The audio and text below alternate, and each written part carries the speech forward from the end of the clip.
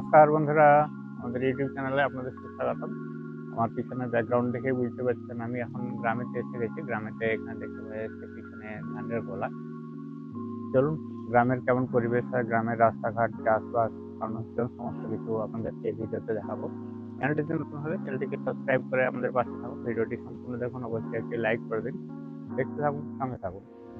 আমরা দেখতে পাচ্ছি ছোট বড় মাঝারি বিভিন্ন সাইজের ধানের গোলা রয়েছে। এগুলো যেমন ছোট গোলা রয়েছে, সেটা একটা মাঝারি সাইজের গোলা রয়েছে, এখানেতে একটা বড় সাইজের গোলা রয়েছে। এখানেতে খড় ধান সমস্ত কিছু এক এক করে রাখা হয়েছে। ধানের যে শীষ অংশগুলো রয়েছে শীষ অংশগুলো উপরেতে ছাউনির কাজ করেছে। ধান ঝাড়া হয়ে গেলে তখন এগুলো খড় হিসাবে গরুর খাবারই হবে।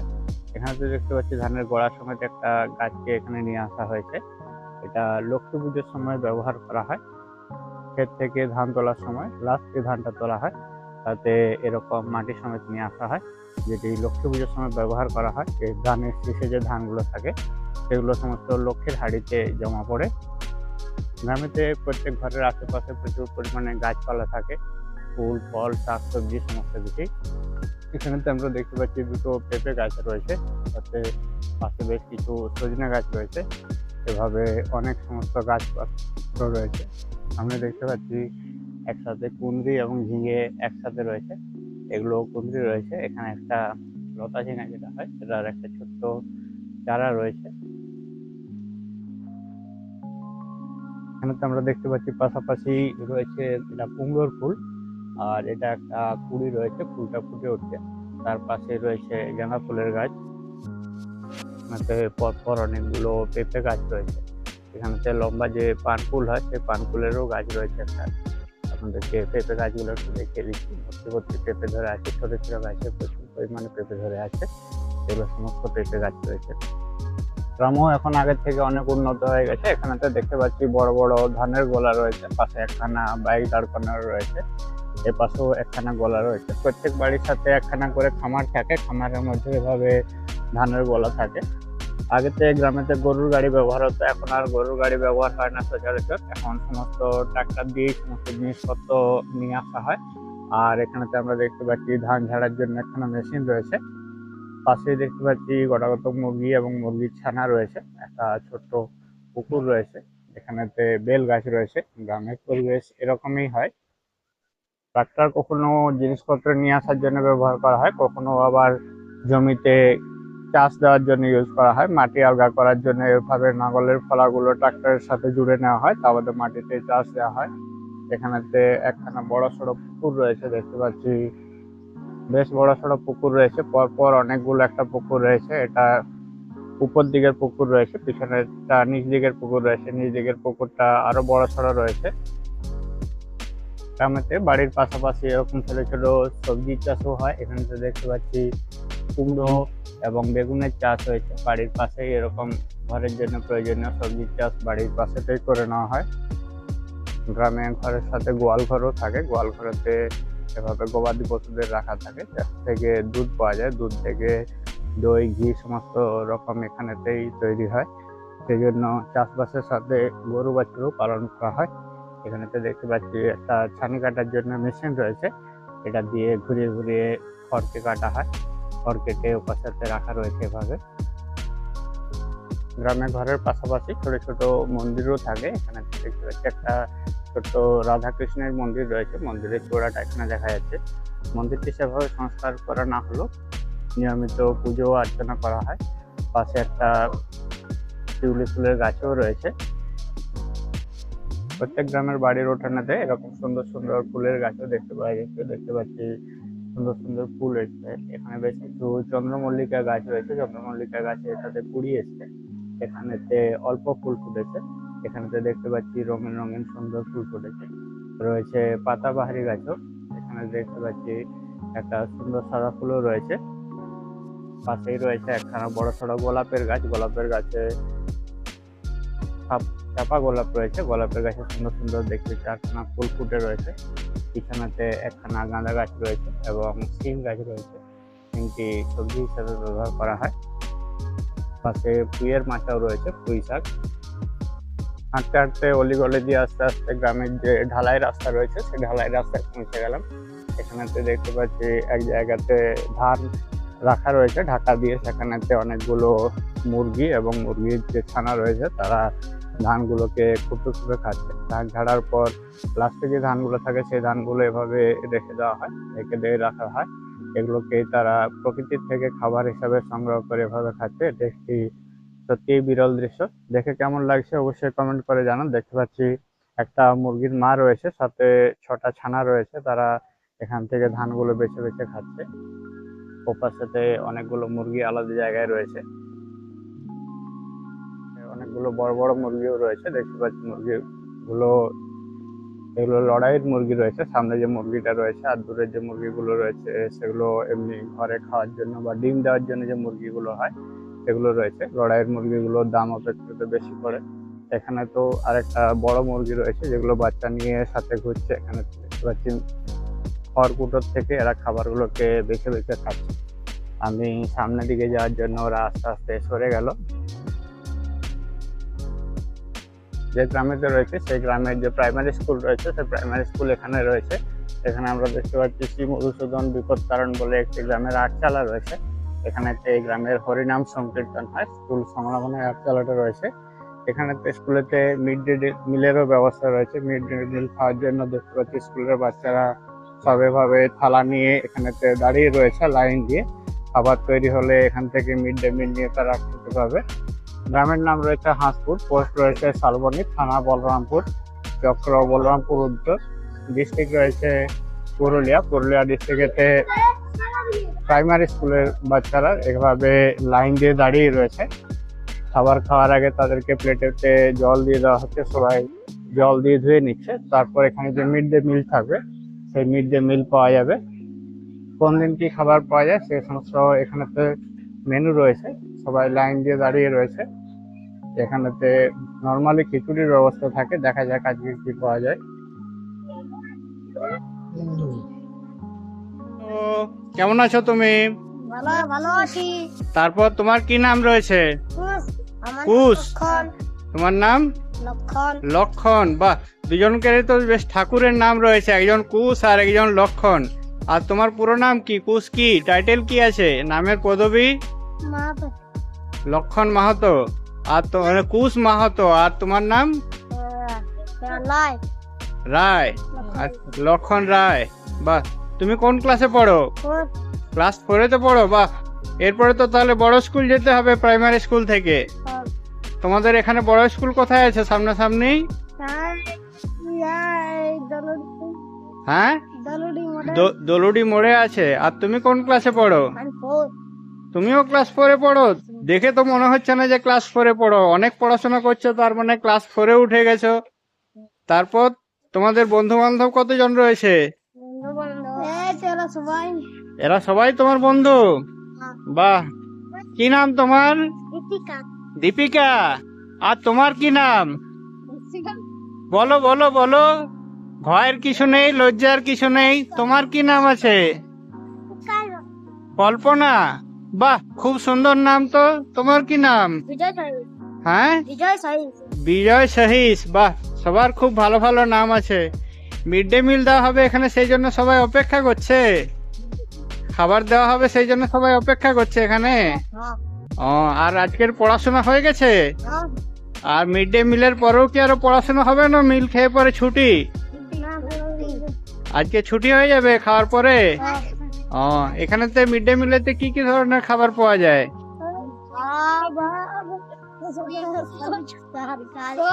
আলু চোখা, ডাল ভাত, মাংসও পায়।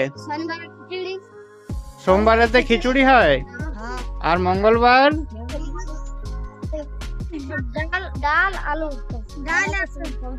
আলুর তরকারি, ডাল ভাত। আর বুধবারে? সবজি, ডাল ভাত।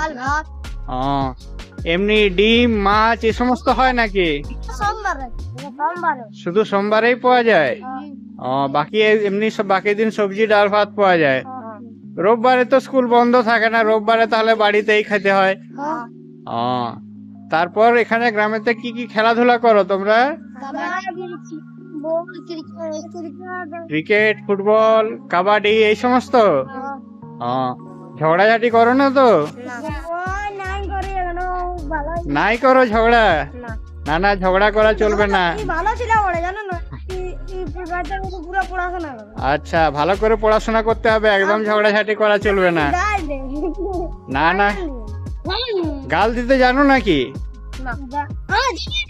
আর দুটো একটা বলে শোনাও, শুনি দেখি কেমন কি কি জানো, কি কি কি কি গাল জানো বলি, দুটো একটা বলে শোনাও, তাহলে তো বুঝতে পারবো।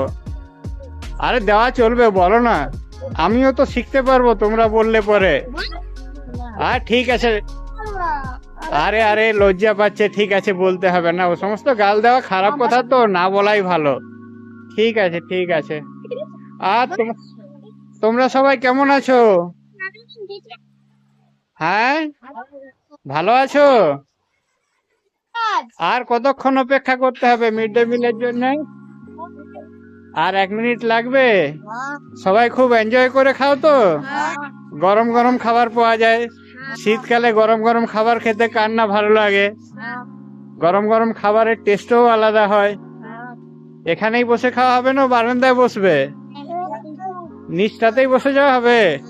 বাহ, সবাই দেখছি লাইন দিয়ে থালা রেখে নিয়েছে, একটু পরেই খাবার এসে যাবে, তারপর খাওয়া দাওয়া হয়ে যাবে, তারপর ঘর চলে যাবে খেয়ে দে।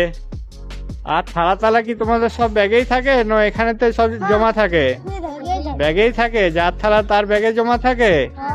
বাহ, খুব ভালো লাগলো কথা বলে তোমাদের। ভালো করে পড়াশোনা করো, একদম ঝগড়াঝাটি করবে না, অযথা কাউকে গালাগালিও করবে না। পড়াশোনা করে সমস্ত বড় স্কুলে যেতে হবে, তখন আরো ভালো করে পড়াশোনা করতে হবে। কি নাম রয়েছে তোমার? বিজয় সহিস। বিজয় সহিস, হ্যাঁ তুমি তো নাম বললে। তোমার কি নাম রয়েছে? শিবানী সহিস। তোমার কি নাম আছে? শ্রাবন্তী কর্মকার। শ্রাবন্তী কর্মকার, তোমার নাম তো শুনলাম আমি একটু আগে। বাহ, বেশ ভালো। ঠান্ডা কেমন লাগছে? রাত্রের দিকে ঠান্ডা বেশি থাকে? আর সকাল সকাল মনে হয় যে ঘরের থেকে ঢাকা কম্বল টম্বল খুলে স্কুলে আসি? স্কুলে আসার মজাই আলাদা, বন্ধু বান্ধব সবার সাথে দেখা সাক্ষাৎ হয়, পড়াশোনা হয়, খাওয়া দাওয়া হয়। ঘরে থাকলে তো আসে ঘরেই থাকা হবে, স্কুলে এলে তো সবার সাথে দেখা হবে না। আমার বহুত দোস্ত। আচ্ছা, এরা জিগরি দোস্ত আছে তোমার? তোমার কি নাম আছে? তোমার কি নাম আছে? আদি। আদি তো শর্ট নাম, ভালো নাম কি? আদিত্য? না, শুভজিৎ। শুভজিৎ, ডাকনাম আদি। আচ্ছা আচ্ছা। তোমরা ক ভাই বোন?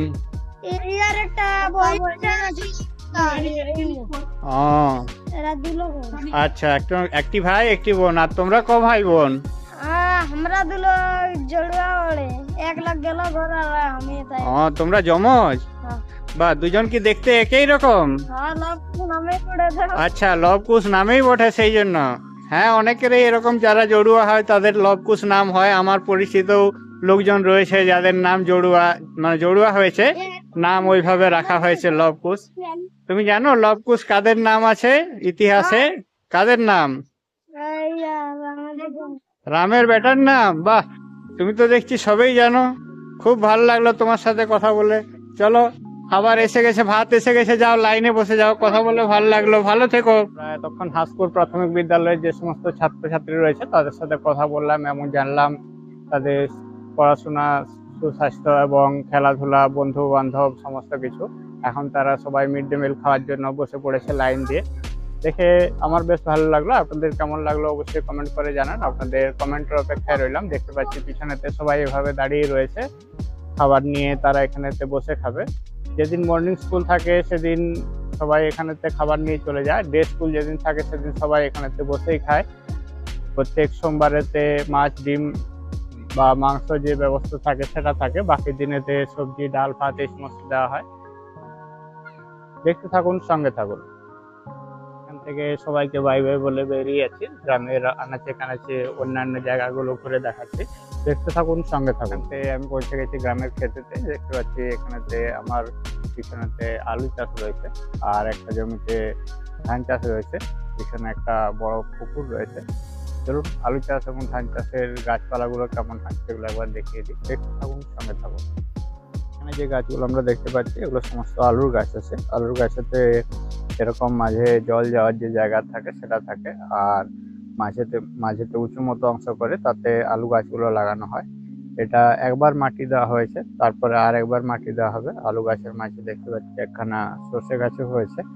কিছুদিন পরেই আসবে আলু গাছের ফুল। এভাবেই ক্ষেতটা পুরো রয়েছে। এখানে পরপর এভাবে 2-3টে ক্ষেত রয়েছে। এপাশে যে আলু গাছগুলো রয়েছে সেগুলো এখন অতটা বড় হয়নি। এখানে তো দেখতে পেলাম একখানা ইঁদুরের গর্ত। এই সমস্ত গর্তের মধ্যে ইঁদুর, সাপ এই সমস্ত কিছুই থাকে। ওপাশে একটা গর্ত রয়েছে, এখানে দেখতে পাচ্ছি এপাশে আর একটা গর্ত রয়েছে। এই গর্তগুলোতে ইঁদুরের বাস থাকে। আলু যখন ফসল হয়ে যায় তখন আলু খায়, আবার যখন ধান জমির পাশে থাকে সেখান থেকে তারা ধান খায়। এভাবেই তারা জীবনযাপন করে। পাশে যে ধান ক্ষেতটা রয়েছে, ধান ক্ষেতটা একবার দেখিয়ে দিচ্ছি। এর পাশে যে ক্ষেতটা রয়েছে ক্ষেতটাতে ধান কাটা হয়ে গেছে, সেই জন্য ধানের যে গোড়া অংশগুলো রয়েছে সেই গোড়া অংশগুলো দেখতে পাচ্ছি। আর এর পাশে যে ক্ষেতটা রয়েছে ক্ষেত্রে ধান এখনো কাটা হয়নি। দেখতে এই ধানের শীষ রয়েছে, শীষগুলো ধানগুলো চাল হয়ে গেছে। ভিতরে তো চাল থাকার জন্য ভারী হয়েছে বলে একটু নিচু মতো হয়ে গেছে। ধান পেকে যাওয়ার পরে এরকম অরেঞ্জ কালারের হয়ে যায়, অরেঞ্জ নয় ইয়েলো কালারের হয়ে যায়। এখন ধানগুলো কাটার সময় হয়ে গেছে। ধান কাটার পর সেগুলোকে ক্ষেতের মধ্যে শুকিয়ে তারপর বাড়ির মধ্যে নিয়ে যাওয়া হয়। এর পাশেতে গ্রাম রয়েছে, গ্রামের যে সমস্ত কাঁচা পাকা ঘরগুলো আছে সেই ঘরগুলো এদিকে রয়েছে। গ্রামের মাঝ দিয়ে রাস্তা রয়েছে। এদিকে দেখতে পাচ্ছি একখানা তাল গাছ রয়েছে। দেখতে থাকুন, সঙ্গে থাকুন। প্রত্যেকটি বাড়িতে এভাবে খামার থাকে, খামারের মধ্যে এভাবে ধানগুলো পালই করে রাখা থাকে, অনেকে আবার গোলাও বলে। দেখতে পাচ্ছি এখানেতে ধান ঝাড়া হচ্ছে, এটা ধান ঝাড়ার মেশিন রয়েছে। দুজনকে একসাথে ধানের শীষগুলোকে মেশিনের মধ্যে ধরলে এভাবে ধানগুলো ঝাড়া হয় এবং তাদের নিচের অংশতে জমা হয়। পরে আবার হাওয়ার মধ্যে ধানগুলোকে উপর দিয়ে করলে এদিকে যেগুলো খড়কুটো থাকে সেগুলো সমস্ত আলাদা হয়ে যায়। আর ধানগুলো এখানেতে সামনে আছে, ধানের যে শীষ অংশটা রয়েছে শীষ অংশটাকে সামনে ধরলে ধানের শীষ থেকে ধানগুলো ঝরে পড়ে আর খড়টা আলাদা হয়ে যায়। এভাবেই ধান ঝাড়া হয়। দেখতে থাকুন, সঙ্গে থাকুন। আমরা ঘুরে বেড়াচ্ছি গ্রামের রাস্তায় রাস্তায়। এখন আমরা গ্রামের একটি অন্য প্রান্তে এসেছি, যেখানেতে দেখতে পাচ্ছি গ্রামের যে পরিবেশ সেই পরিবেশ, যেখানেতে রাস্তার ধারে খড়কুটো, ঘর বাড়ি সমস্ত কিছুই রয়েছে। এখানেতে মাটির ঘর রয়েছে অনেকগুলো, এবং মাটির ঘরগুলো প্রত্যেকটি সুন্দর করে রং করা। আমরা ভিডিওর সামনের অংশে সেগুলো দেখতে পাবো। এখানেতে ডান দিকে বাঁক নিয়ে অনেকগুলো মাটির ঘর রয়েছে। প্রত্যেকটি মাটির ঘরেই খুব সুন্দর করে নকশা করা রয়েছে। প্রত্যেকটি মাটির ঘরের দেওয়ালেতে নকশা রয়েছে। এখান থেকে ডান দিকে নিলেই দেখা যাবে। দেখতে থাকুন, সঙ্গে থাকুন।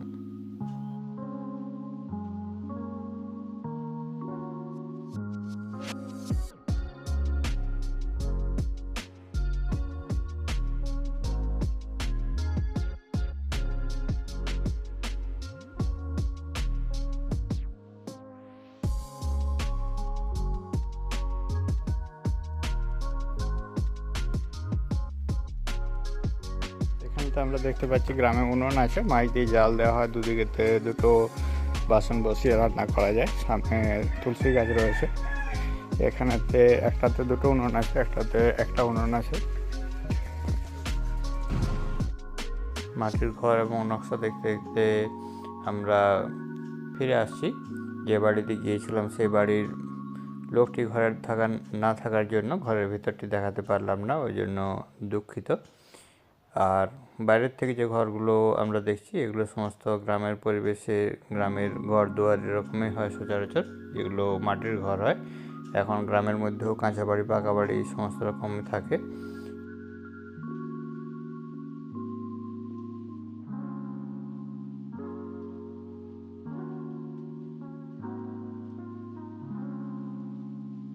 গ্রামে ঘোরার এই সম্পূর্ণ ভিডিওটি দেখে আপনাদের কেমন লাগলো কমেন্ট করে জানাতে ভুলবেন না। আপনাদের ভালো লাগলে তবে ভিডিওটি বানানো সার্থক হবে। চ্যানেলটিতে নতুন হলে চ্যানেলটিকে সাবস্ক্রাইব করে আমাদের পাশে থাকুন। লাইক, শেয়ার এবং সাবস্ক্রাইব করতে ভুলবেন না। সবাইকে অনেক ধন্যবাদ জানিয়ে ভিডিওটি এখানে শেষ করলাম। Thank you.